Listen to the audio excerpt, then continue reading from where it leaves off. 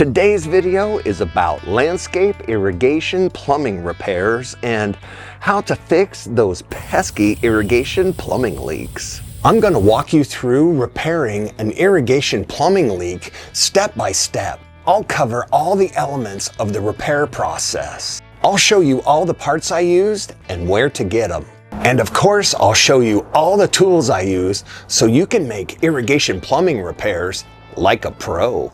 If you're a beginner, don't worry. Most irrigation plumbing repairs are DIY and beginner friendly, and these make for great do-it-yourself plumbing projects. Most landscape irrigation systems start with a backflow preventer and then flow to some kind of filter.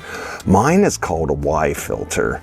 Right behind that is my pressure regulator where my leak is.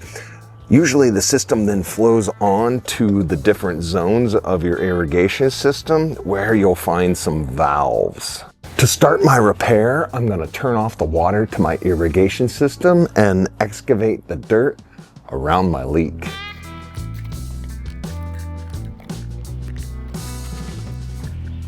Here's what I've got going on with my plumbing leak. My leak is at this threaded coupling here behind the pressure regulator.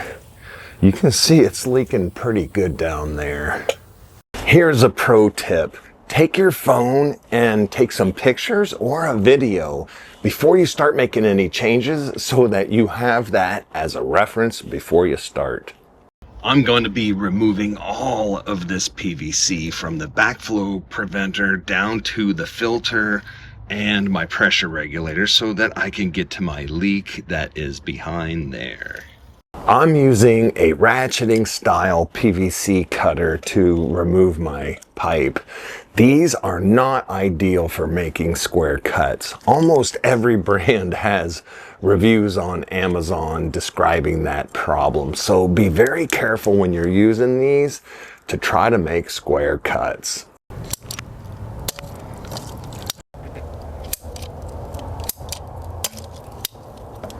Here's an irrigation plumbing repair question that I get all of the time. How do I glue a coupling buried in the ground when I can't move the pipes? To make this repair for this common irrigation problem, I like to use what I call the C method. I take 4 90-degree angle fittings and a few stubs, and I make this C shape. And then I just glue these guys together just like that to make this repair. To start my rebuild, I'm going to mock up and cut all my new pieces to make sure that they fit into place before I glue them. I made a great detailed video for how to prime and glue PVC correctly, and I'll put a link to that video at the end of today's video. But here are the 5 basic steps. We're going to clean, cut, deburr, prime, and glue.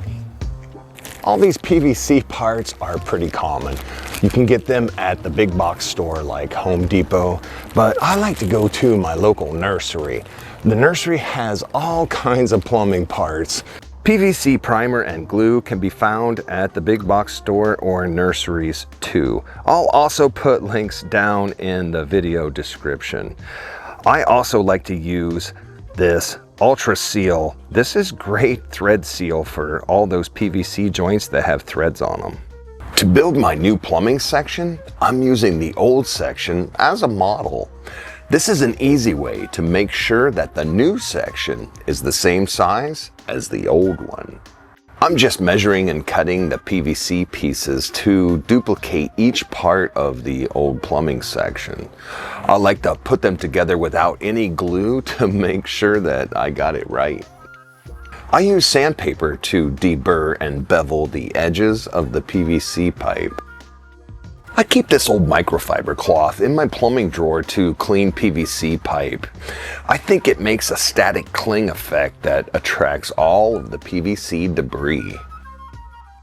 If you take your time with the process, cutting and building to match your old plumbing section, your repair is going to look great. When you're working with old PVC pipe that's been buried in the ground, you need to take the extra step of cleaning off any dirt or mud before trying to glue any new parts to it. I have 3 of these threaded fittings. Those are the first ones that I'm going to put together. The method that I'm using for these threaded fittings is Teflon tape and liquid thread seal. I don't want any leaks, so I'm not taking any chances. Let me know what you think about this method in the comments down below. My pipe sealant process is particularly important with these fittings on the backflow preventer because these are notorious for leaking. I'm putting a thin layer of liquid thread seal 360 degrees around these threads. I'm making sure that every thread is coated.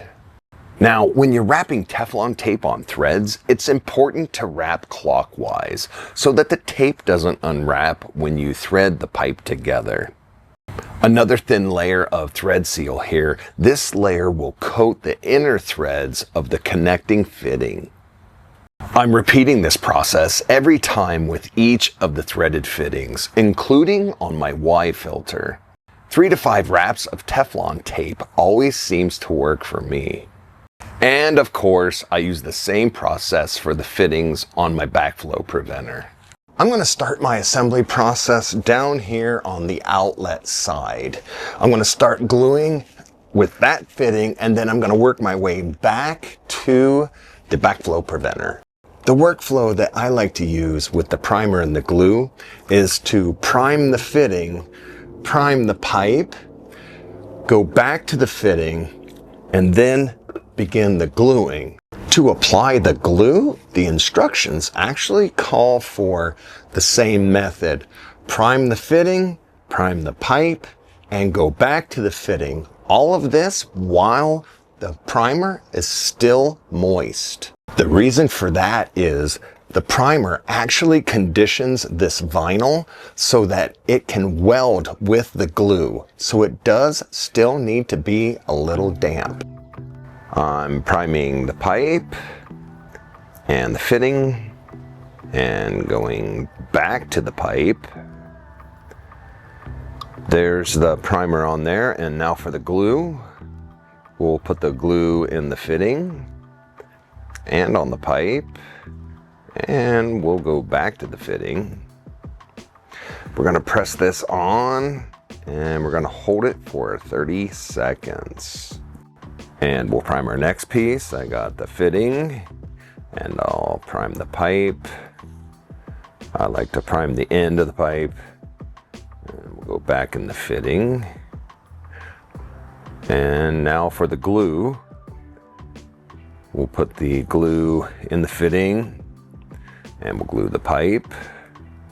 Let's get a little more glue, and we'll go back in the fitting. And let's push the pipe into the fitting. Some old timers like to give a quarter turn, and we'll hold it for 30 seconds. Our next piece is going to be our filter pressure regulator assembly that we've already screwed the fittings onto. Let's get this guy glued into place. Same process. Primer in the fitting. Primer on the pipe. Primer in the fitting again. We'll get the glue. Glue in the fitting. Glue on the pipe. A little bit more glue. Fitting. Pipe. And we'll push him into place. This does have an arrow.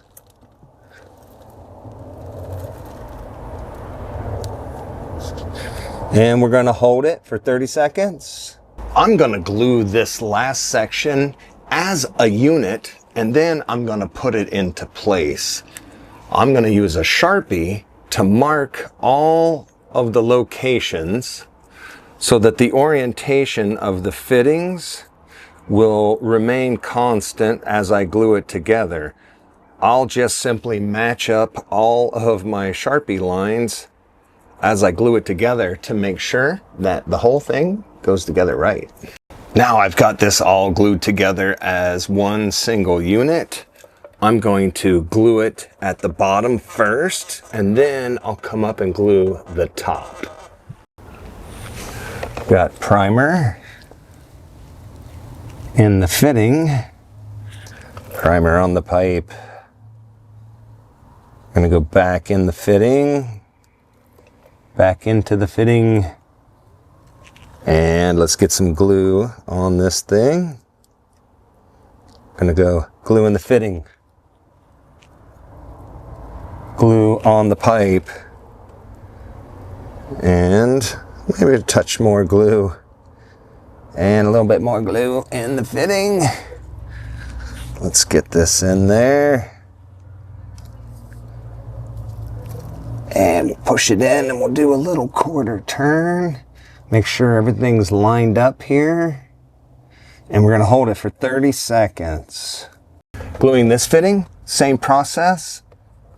Prime the fitting, prime the pipe, prime the end, and we'll go back in this fitting. And we're gonna use a little extra glue here. Go in the fitting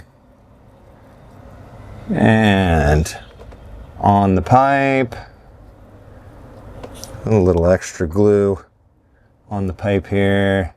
Let's go back into the fitting on the edges. And we're gonna put this thing together and we're gonna hold it for 30 seconds. After 5 minutes, this glue will be at a good working strength. After 30 minutes, this will hold water pressure. We're gonna wait about 30 minutes and then we're gonna test for leaks. It's the moment of truth. This has been resting for about 30 minutes. Let's turn the water pressure on and see if we have any leaks. I like to turn the water on slowly.